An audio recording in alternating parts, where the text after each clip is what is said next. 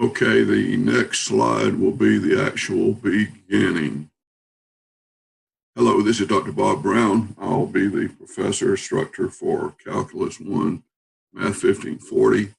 In this short video, we're going to do a course introduction and have an overview of things you'll need to do to be successful in this course, and talk about the resources and how we'll communicate.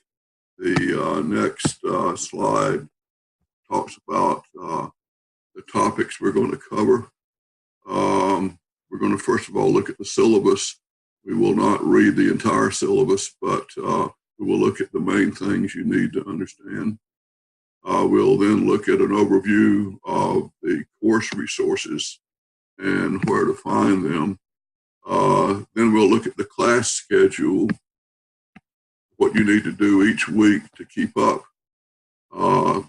I want to alert you now that the schedule will be slightly different for the students that are in Augusta as compared to the students that are either in Statesboro or Swainsboro. It all has to do with a different spring break date.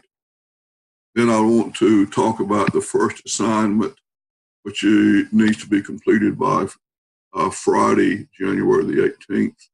That's a week from this Friday. You will get an extra point added to your final average, which could be worth a lot for you if you complete the assignment. Then we'll talk about how to communicate with me and get any required help, and how we will take the proctored test. And then we'll see a very, very quick overview of calculus.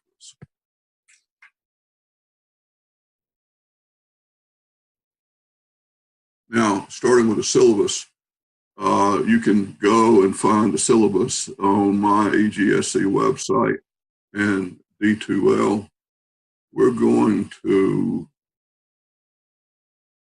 go to D2L, and I think you know how to log in, so you can get cat mail and how you can go to the various resources like Banner Web. Here we're going to go to Georgia View D2L, which is where you can find all of the resources.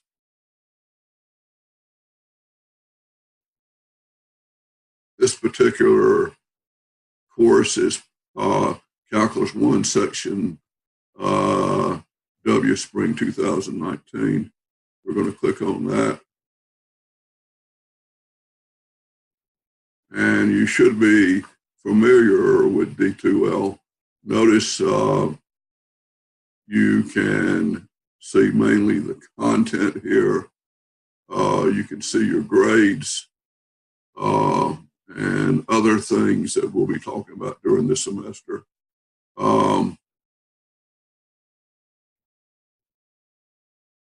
If you click on Calculus 1 Guides and Resources, you can see the syllabus, the daily schedule, practice test and videos for Calculus 1, my homepage, and link to my math lab and mastering. If you want to see your grades, they'll be popping up every time you have a test or a quiz. You can also navigate everything via my homepage, which is shown here. If you want to, you can read a little bit about my background and what I have done in my career in both research development and being a professor and dean at East Georgia State College. But you probably want to go directly to Math 1540 Calculus 1. And here is a picture of Sir Isaac Newton, the main inventor of calculus. From here, you can get to essentially everything you need to be able to see, plus some additional web links. You have the syllabus here, you have the daily schedule here, you have practice tests and quizzes By the way, sometimes I call a test a quiz, but they're one and the same thing. So for quiz, test 1, test 2, test 3, test 4, and the final, you've got all kinds of review problems and videos on how to work the problem. We're going to go first to the syllabus. This is, of course, spring 2019, CRN 20506. My name, of course, is Dr. Bob Brown, Jr. I'm mainly associated with the Swainsboro campus, but I'm teaching this online course out of my home in Locust Grove, Georgia, near Atlanta. Here is my cell phone. Here is my email. All email will be done through the campus mail. For office hours, you can contact me by my cell phone or a teleconference method, which will be arranged. It will probably be Zoom video, which we will discuss in just a little bit. Course description is here, Calculus 1. The course ID, which you'll need to be able to sign up with my math lab, is Brown 07248. This is a course ID for you who are familiar with my math lab. In a little bit, we're going to give you a slight overview of the subjects covered here. You need to have made a C or higher in pre-calculus or have my permission. The textbook is University Calculus given here. You do not have to have a hard copy of the textbook, but you do have to sign up for my math lab. And if you're in my math lab, there will be an electronic copy of the textbook, and the homework will be there. I'm not going to go over every bit of what we're covering here. You'll see a little bit of that in a minute. For evaluation, there'll be 4 tests, homework, and the final exam. All the tests will be proctored. Proctoring locations are Swainsboro, Statesboro, and Augusta. If you can't get to these places, you need to go to use ProctorU, which will also do the proctoring. Grading each test and each and the final exam will count 100 points. The homework will count, the average of your homework will count 100 points also, and it will be averaged in with your other 4 tests. Finally, the final grade will be 70% of your test average plus 30% of the final exam. And here is how you'll either get an A, B, or a C, and hopefully not a D or an F. There is one additional grading policy, which sometimes helps students, but don't wait to the last minute to try to pass the final exam. But I have found a few students who may have had problems at the very beginning and then begin to catch on to calculus and do well on the final and maybe the last test or 2. So it will be possible to have your final grade determined by the final exam. But very few students are going to be able to all of a sudden learn everything at the last minute. So don't count on this. My advice to you is to do all of your homework and you'll be in good shape. I'm not going to go over all the other things here. You can read them. You should make note of the course withdrawal policy statement. The last day to withdraw from classes without academic penalty is March 6, 2019. Now you can read about campus emergency policy. One other thing I want to mention is that it is absolutely required that you have a TI-83 or a TI-84 or the plus version of the graphic calculator. You will not be able to work all the problems and answer test problems quickly unless you're able to graph very accurately. There's additional information, telephone numbers and things here. You can also go to the ACE locations in Swainsboro, Statesboro, and Augusta to get tutoring help. And I will also be available to give you help by Zoom video teleconferencing.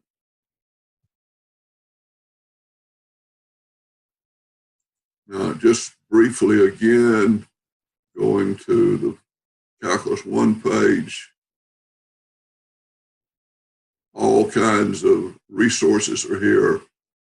Here is the daily schedule, which you need to print out and put on your wall and have in your notes. And as I've already mentioned, the schedule is going to be slightly different depending on whether you're in Swainsboro, in Statesboro, or in Augusta. All these schedules are essentially the same, except right after the spring break, in which there is a little offset in the schedule for these locations. But what you need to do is look at each week. For instance, the week of January the 14th, which is the first week of class. You need to look at these videos. And what you do is click on the video and it'll go directly to a YouTube video on the web. I'm going to click on it. I'm not going to play the entire video, but here's the first video. I'm not going to play the whole thing. You should watch the videos, take notes on the notes that I send you. You can go to D2L and you will see a list of the notes on the videos. I would suggest you keep notes on my notes. And then each week there will be homework in my math lab. And the schedule is there. Usually I ask for the homework about a few days after we cover that chapter or subchapter. Notice that the week of January the 28th, we'll have test 1. It'll be the same dates for all locations, January the 31st and February the 1st. You have a choice of taking it on either Thursday or Friday and a choice of AM or PM. And in the first assignment, it's absolutely necessary that you tell me the dates and times you want to take these tests. Notice for test 2, it's going to be the same for all locations, March the 7th and March the 8th. But then after Swainsboro goes into spring break, then the test 3 will be different for Swainsboro and Statesboro. Swainsboro and Statesboro have theirs on April 11th and 12th. But if you go down here to test 3 for Augusta, it'll be on April 4th and 5th because they will not be going on spring break. It's not until April the 8th that Augusta has a spring break. Finally, for test 4, you have the same dates for all locations, and for the final exam, the same dates for the final exam for all locations. So I would print out a copy of this so that you know exactly what you need to be doing.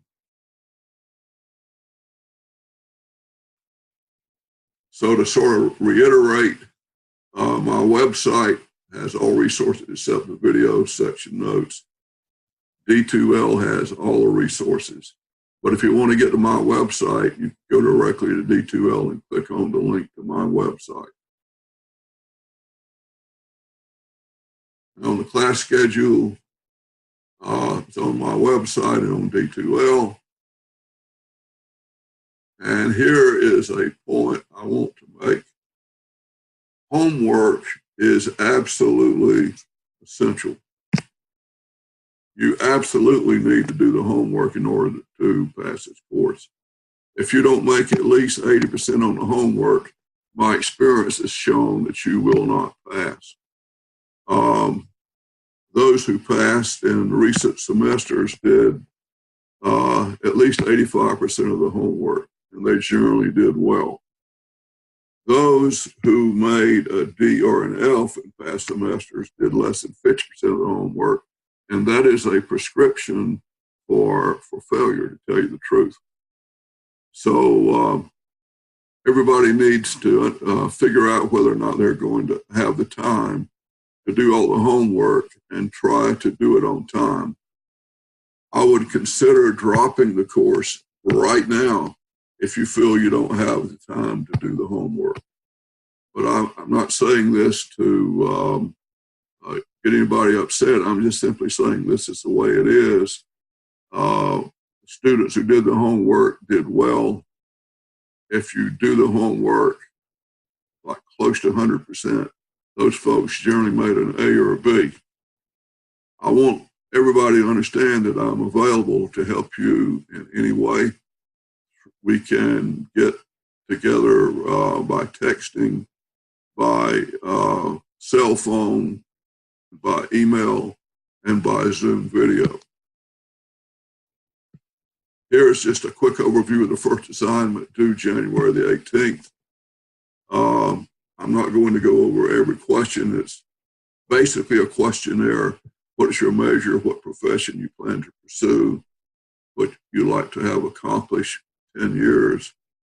A major thing you need to tell me is which EGSC campus location you can come to for the 4 proctored quizzes or tests and the final exam. If none work, you need to respond with prior to you. I need to know this information to get started. There is a web site here for you to go to sign up for Proctor U and get an ID if you want to use Proctor U. First assignment is continued for all the tests, including the final. I need you to tell me by Friday, the 18th, I believe it is, yeah, Friday the 18th, which dates you want to take your test on. Usually it'll be Thursday or Friday, you can say that, as opposed to the date itself. But tell me for test 1 through test 4 and for the final exam. And finally, please tell me your cell phone number. You don't have to share that with me, but it might help give us faster communications. This assignment is worth 1 point added to your final average. It is definitely worth doing. How to communicate with me, we've already talked about communicating by cat mail. You need to check your East Georgia College mail at least once per day. If you don't reply within 2 days, I will assume that you're not attending and you may be dropped. Call me on my cell phone here if you need an answer immediately. As I said, I'd also like to have your cell phone number. If you have a problem you need help with, you can also use Ask My Instructor, which you can click on my math lab, and I will reply quickly. In fact, sometimes I'll work it out and maybe even make a short video on how to do it. The other thing, if you need some help, request a Zoom video conference for a tutoring session. or if you want to just talk about a problem, you can call me. Now, using a Zoom video conferencing. You can use this if you need help on any math problems. You can request it by email, cell, or texting me. We need to agree on the day and time, and at the appointed time, I'll send you an email invitation to join me in a video conference. And you respond by clicking on the link in the email. The first time you get on with me, an app will load on your PC automatically, whether it's a PC or a Mac or an iPad or a tablet, and then you'll join the conference. At that point, you can ask questions. I can work problems. And you can see my screen. You don't have to see my face. But the main thing is to look at problems I might work on the screen. So we can discuss anything you wish on the course. The next slide is for using Proctor.U for proctor test. Here is their main website for Proctor.U. If you plan to use Proctor.U, then you need to register and be able to log in. It is important your Wi-Fi, your computer, and camera must be working in top-notch shape. You need to test your setup with Proctor.U. In fact, a general thing here for this course is, because it's online, is that you have reliable internet connection, whether it's Wi-Fi or over a cellular network. But it need to be real fast and have a way to back it up, like going to a library. The tests for Proctor.U will be taken on my math lab, and I will allow 2 hours for the exam. Now, real quickly, we're going to talk about some of the things we're going to study in calculus. Why do we need calculus? First of all, there are things we don't need calculus. Suppose we had the position of, say, you or your car versus time. If you're looking at, say, your distance from New York City and you're constantly 120 miles away, it means you're sitting still, you're stationary. The slope of that curve is 0. You don't need calculus. Suppose you were going at a constant speed, starting off at time t equals 0 in 2 hours, you're 120 miles away from New York. In 60 in 1 hour, you're 60 miles away. It's pretty obvious the slope of this is 60. And you don't need calculus for this. And if you're going away from New York, it's the same. The slope is minus 60. So if you have a constant velocity and never change your speed, or never change the rate at which you're doing anything, you don't need calculus. However, if positions are changing continuously through a period of time, for instance, the height of a rocket from t equals 0 to like t equals 60 something seconds, if it's constantly changing, in order to figure out the rate of change, you need to use calculus. And as we will see, we will be looking at the slope of what we call tangent lines at various points. Also, we might have things like the growth of organisms, the growth of populations that are not going to be linear. We need calculus. We also don't need calculus for these problems to calculate the area of a circle, square or triangle or rectangle. Everybody knows A equals power square for a circle. If a square has sides of S and S, the area is equal to S squared. And if